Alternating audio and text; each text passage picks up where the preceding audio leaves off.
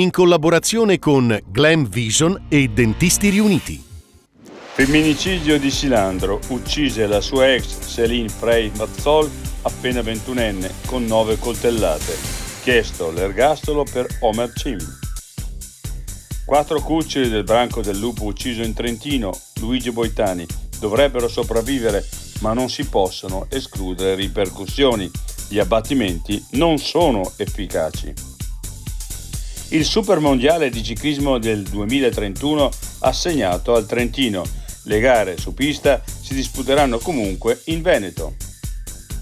Boom di intossicati per il fungo dell'ulivo, l'esperto.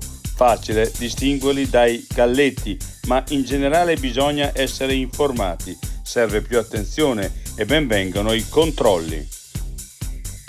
L'altra montagna.